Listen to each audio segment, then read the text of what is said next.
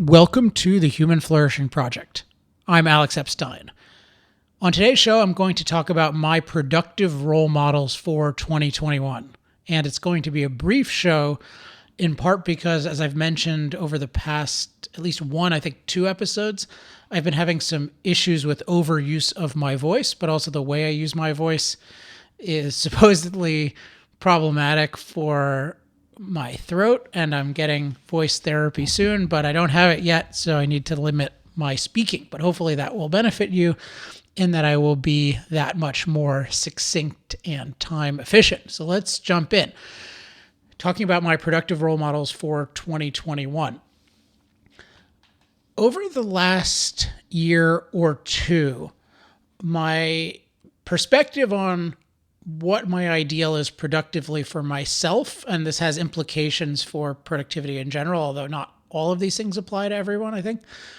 Some of them do, but it's changed a decent amount. And I want to highlight today some of the people that have become role models for me, but in particular, what are the common characteristics they have? And really, that's going to be the focus. And I'll mention them at the outset, and then I'll mention them intermittently as I go through. But I'll give some names.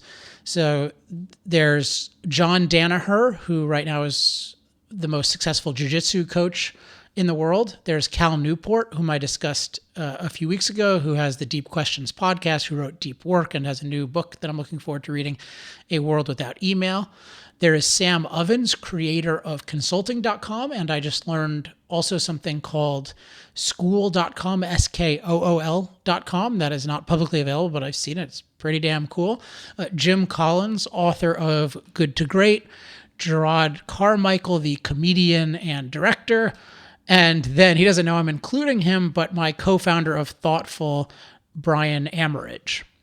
So what is it about these six people that I find worth modeling? And just at a broad level, these are all people who seem to have a lot of career satisfaction and who are just making a sustained and let's say they're engaging in sustained and increasing, and I would related to sustained is like highly motivated value creation. So these are people who over days and weeks and months and years are creating things that I consider very valuable and they consider very valuable, and they're getting a lot of satisfaction out of that. Now, I would attribute a bunch of those attributes to my own work, but I've noticed in the last 2 years in particular, I've become much more focused and much more like that.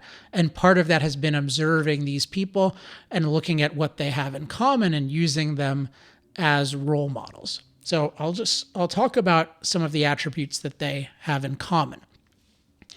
So the first and the broadest one is focus. And I talked about focus several weeks ago in terms of 6 types of focus, so I won't say too much about it now, but these are people who generally exhibit all of those types of focus. Certainly, they're focused in one, or maybe in Cal Newport might be the exception, 2 productive areas.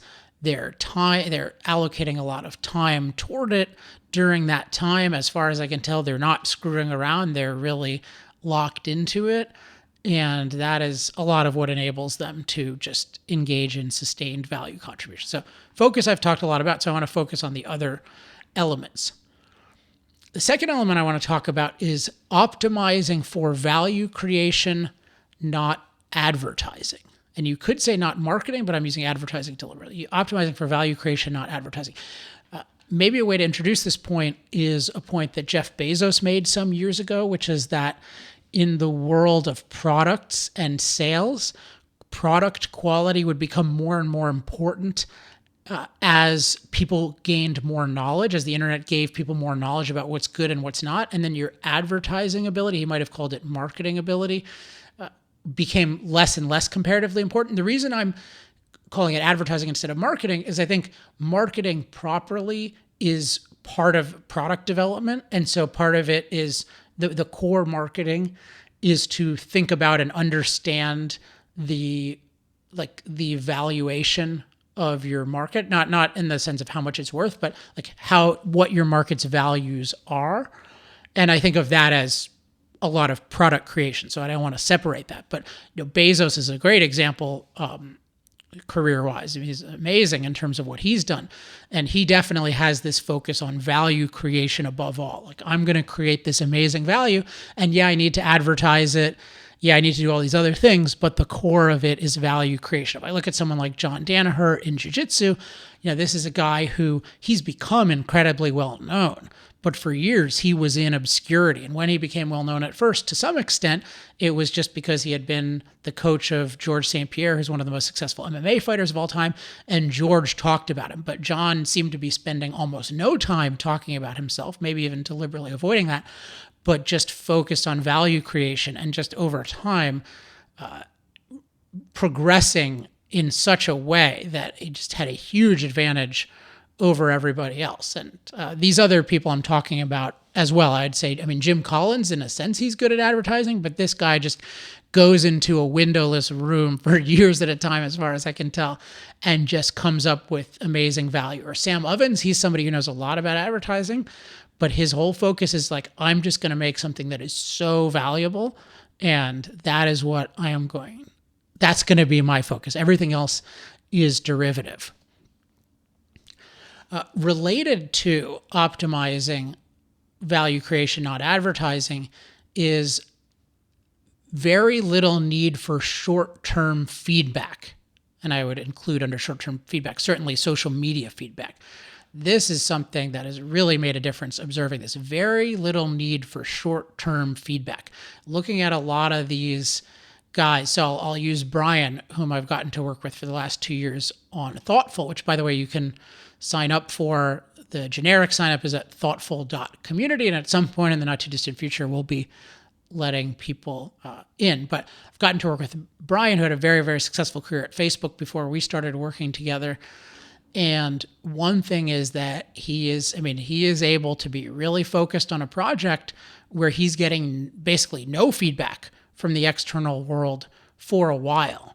Now, we get feedback from users and we use that, but certainly there are a million things he could be doing where he would be getting a lot of public attention. And actually, he was in very high demand from media when he left Facebook, and he did that, and he'll probably continue to do a little bit, but his focus is like, I'm focused on value creation. That's what gives me satisfaction. Short-term feedback / approval from other people, that does not interest me. And you look at like Sam Ovens, he can just disappear seemingly. He works with his clients, but he won't post on YouTube for a year or two. And it's just like, hey, where are you? What are you doing? And it can seem like the public, oh, you're not doing anything. But no, if you don't see that guy, there's something really cool going on. And I find this I can see so much success being involved in not needing this short-term feedback and really having the satisfaction from doing the work. And this relates to my next point, which is making daily progress in small increments. Jim Collins has a concept related to this, which I think is called the 20-mile march. And this is just the idea that, the really successful companies are just, 1 foot in front of the other, day in, day out. And part of what allows one to do that, just making that, John Danaher talks a lot about Kaizen, which is a Japanese concept about incremental improvement every day. And his view is it's not you're killing yourself or you're just doing one heroic lunge forward. It's just every day you're getting a little bit better. And I think part that relates to the not being focused on short-term feedback, where the people who are truly satisfied from creating value, what they find satisfaction in is just the incremental progress every day. And I've been finding that particularly working on a book for the past 2 years, where just so much of the satisfaction is just every day learning a little bit more, doing a little bit more. And then when I look at my motivation for the future, I can just see really years worth of stuff that I want to figure out and progress in. But I used to be much more motivated by, oh yeah, this is going to lead to this influence, or this is going to lead to this sort of external success. And those things have some value, but it's really, no, this is going to be, like, there are so many interesting things to figure out and progress on ahead of me. And that's what's exciting. Another attribute that these role models have in common is belief in superior methodology. So the belief that, hey, there's something about the way I'm going about doing things, or maybe it might be what's distinctive about my product, that like I have a different, this is really important, but it's that they're able to have that belief and it relates to the others. They don't need it validated all the time. And it motivates them in terms of, I'm going to create huge value over time, but not I'm going to be recognized for my superior methodology. So it's ironically, like if you think you're onto something, but you need too much feedback, you're never going to develop it to the point where it's really, really valuable. And someone I haven't used, I think, yet as an example, Gerard Carmichael. He has a really good interview with Tim Ferriss that I highly recommend. And I think he views himself as having a distinctive comedic perspective, and I would agree. But he exhibits that in his different things. But again, he's not looking for short-term feedback. I mean, this is a guy who is not on social media. You don't see him talking. I mean, even with all of the he's a black comedian, all the racial issues this year, I didn't see any commentary from him. And I can imagine people say, well, how could you not do that? I think his view is, well, look, I'm focused on value creation. I can only do so much.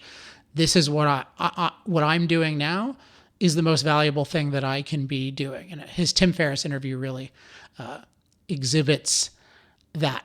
And then the final thing is big vision kept mostly to self. So this is related to belief in superior methodology, but if, like listening to John Danaher or Cal Newport at different times, you'll hear the vision, or sometimes in retrospect, you'll hear the vision. So learning about John Danaher's vision from 20 years ago is fascinating, but it's very revealing that he didn't declare his whole vision to the world and say, like, look at how great my vision is. But it's like he had this internal vision and he was able to pursue it for years and years and years in either obscurity or in, I'm sure he thought and probably still thinks, look, my approach to things, it would make a lot more sense if it were more widely adopted. And like, I have a vision of a world where it's more widely adopted, but just the ability to keep persisting and to have that vision as an internal guide and probably as a guide with people that one deals with without announcing it to the world. Now, I think there is value sometimes in announcing a vision to the world, but I think it really needs to be instrumental. That is, I'm doing this to bring certain people on board, but not doing it in some way that I want validation or I want positive feedback for the vision. So those are the qualities. There's focus, optimizing for value creation, not advertising, very little need for short-term feedback, daily progress in small increments, belief in superior methodology, and a big vision kept mostly to self. And I believe that those are some big components of a recipe that at least works for a lot of people. And I found the more that I adopt those and internalize those, the more enjoyable my productive life becomes, and certainly the more productive it becomes. So I will continue to follow these people and